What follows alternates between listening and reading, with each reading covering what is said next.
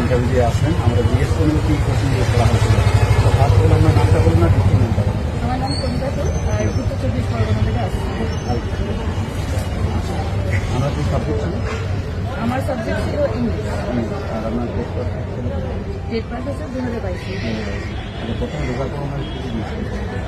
ওখানে ঢোকার পর হচ্ছে জিজ্ঞাসা করলো যে কোথা থেকে এসেছি, ইন্ট্রোডিউস ইউর সেলফ, পুরোটা জানার পরে তারপরে হচ্ছে বললো যে আপনি যদি হচ্ছে বাচ্চাদেরকে একসাথে মিলিয়ে মিশিয়ে শেখাতে চান তো কীরকম ভাবে শেখাবেন, বাচ্চাদেরকে আলাদা আলাদা করে শেখানো উচিত নাকি একসাথে গ্রুপ মিলে আলাদা আলাদা গ্রুপে দল ভাগ করে শেখানো উচিত, সেটা কীভাবে আমাদেরকে বলুন।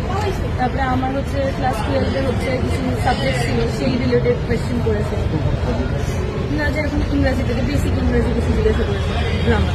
আর হচ্ছে তারপর বললো যে আমার হচ্ছে ফ্যাশন স্টাডিজ ছিল 12-এ, তো আমি সিবিএসসি বোর্ডে, তো তখন বললো তাহলে ফ্যাশন স্টাডিজ যখন নিয়েছেন তাহলে হঠাৎ আপনি এই দিকে কেন, আপনি বাচ্চাদেরকে তাহলে ফ্যাশন স্টাডিজ নিয়ে কি শেখাবেন শিখাবেন, এইসব সাধারণ সিচুয়েশন বেসড হচ্ছে কোয়েশ্চেন করলো।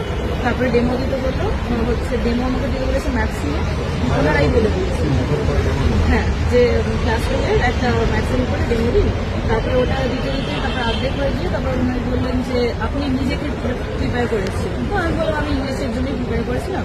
তো তখন বললো যে তাহলে ইংরেজির উপরে আপনার যেটা মন পছন্দ আপনি একটা দিন, তারপর সেটা দিলাম। আমি আর্টিকেলস আমি আর্টিকেলসের উপরে দিলাম,